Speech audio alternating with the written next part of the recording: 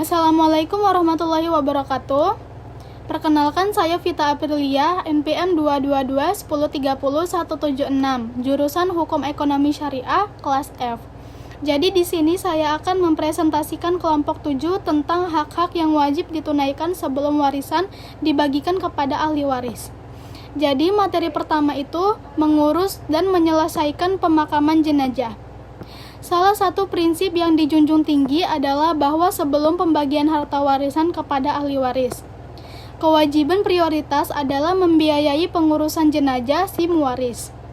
Pengurusan jenazah termasuk dalam kategori utama karena merupakan kewajiban sosial dan agama yang harus dilakukan segera setelah seseorang meninggal dunia. Hal ini dipahami sebagai wujud rasa hormat, kasih sayang, dan penghormatan terakhir terhadap orang yang telah meninggal. Dalam banyak masyarakat muslim, pengurusan jenazah melibatkan biaya yang signifikan, termasuk biaya pemakaman, transportasi, pemeliharaan, dan ritual lain yang terkait dengan prosesi kematian. Materi kedua, menyelesaikan hutang piutang. Pelunasan utang si muwaris adalah upaya untuk memastikan bahwa individu yang telah meninggalkan dunia tidak meninggalkan beban hutang yang belum diselesaikan. Ini merupakan wujud dari kepedulian terhadap keadilan finansial dan martabat manusia. Dalam Islam, utang dianggap sebagai kewajiban yang harus dipenuhi, baik kepada manusia maupun kepada Allah Subhanahu wa Ta'ala. Adapun jika utang tersebut berkaitan dengan Allah Subhanahu wa Ta'ala, seperti belum membayar zakat, atau belum menunaikan nazar, atau belum memenuhi kafarah atau denda, maka di kalangan ulama ada sedikit perbedaan pandangan, yaitu yang pertama, mazhab Hanafiyah. Kalangan ulama mazhab Hanafi berpendapat bahwa ahli warisnya tidaklah diwajibkan untuk menunaikan yang berkaitan kepada Allah Subhanahu wa Ta'ala. Mazhab kedua, mazhab Syafi'iyah. Menurut pandangan ulama, mazhab Syafi'i, pelunasan utang yang berkaitan dengan kepada Allah Subhanahu wa Ta'ala wajib ditunaikan sebelum memenuhi hak yang berkaitan dengan hak sesama hamba. Yang ketiga, mazhab Malikiyah berpendapat bahwa hak yang berhubungan dengan Allah wajib ditunaikan oleh ahli warisnya, sama seperti mereka diwajibkan menunaikan utang piutang pewaris yang berkaitan dengan hak sesama hamba. Materi ketiga, menyelesaikan warisan pewaris. Yang keempat, menyelesaikan wasiat pewaris. Menyelesaikan wasiat pewaris adalah salah satu kewajiban ahli waris yang diperintahkan dalam pasal 175 KHI dan pasal 833 KUH Perdata. Dalam konteks ini, wasiat pewaris berarti pemberian suatu benda dari pewaris kepada orang lain atau lembaga yang akan berpengaruh setelah pewaris meninggal. Kewajiban ahli waris untuk menyelesaikan wasiat pewaris berarti bahwa mereka harus memenuhi beberapa kriteria agar tidak bertentangan dengan hukum waris dan tidak merugikan para ahli waris lain yang tidak memperoleh pemberian melalui wasiat. Praktiknya, menyelesaikan wasiat pewaris melibatkan beberapa langkah.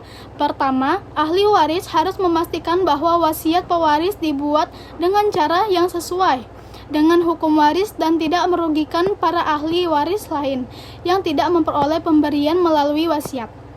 Kedua, ahli waris harus memastikan bahwa wasiat pewaris dibuat dengan cara yang tidak bertentangan dengan hukum Islam dan tidak melanggar prinsip-prinsip keadilan dalam pendistribusian harta warisan. Yang ketiga, ahli waris harus memastikan bahwa wasiat pewaris dibuat dengan cara yang sesuai dengan kepentingan agama dan kepentingan masyarakat. Materi yang keempat, membagi harta warisan di antara ahli waris yang berhak. Dalam Islam, pembagian harta warisan perlu untuk mematuhi serangkaian syarat hukum yang wajib dipahami secara cermat. Syarat-syarat tersebut mencangkup yang pertama, wafatnya pemilik harta warisan hanya diberikan setelah pemilik harta wafat. Hukum waris Islam berlaku saat pemilik harta meninggal dunia. Mengimplikasi iklan bahwa pembagian harta warisan hanya dimulai setelah proses kematian. Yang kedua, muslim penerima warisan haruslah seorang muslim. Yang ketiga, adanya hubungan darah penerima waris atau harus memiliki hubungan darah langsung dengan almarhum. Hubungan ini mencangkup anggota keluarga seperti anak, cucu, orang tua, dan saudara kandung. Hubungan darah menjadi faktor penentu dalam menentukan siapa yang berhak menerima bagian warisan. Yang keempat, adil terhadap pemilik harta warisan tidak boleh diberikan kepada penerima yang telah melakukan kejahatan terhadap almarhum.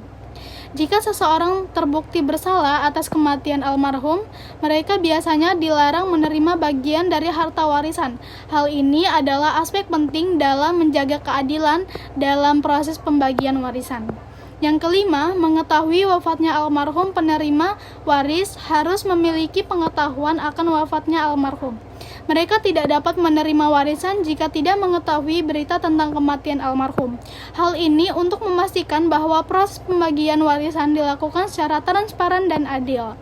Yang keenam, termasuk prioritas penerima waris atau asabah. Penerima waris utama yang juga dikenal sebagai asabah memiliki prioritas dalam menerima bagian warisan. Asabah mencakup anak-anak, orang tua, suami atau istri, dan cucu. Namun, tidak semua anggota asabah menerima bagian yang sama. Bagian mereka ditentukan oleh tingkatan hubungan darah. Yang ketujuh, mengetahui ketentuan bagi laki-laki dan perempuan.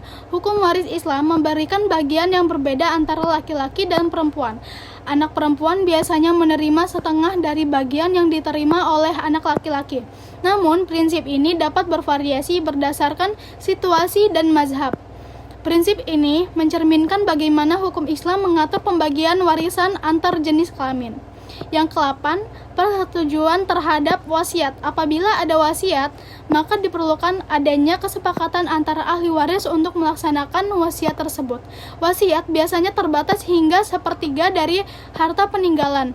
Hal ini memastikan bahwa wasiat tidak mengganggu hak penerima warisan yang lain. Baiklah, itu saja yang bisa saya sampaikan. Wassalamualaikum warahmatullahi wabarakatuh.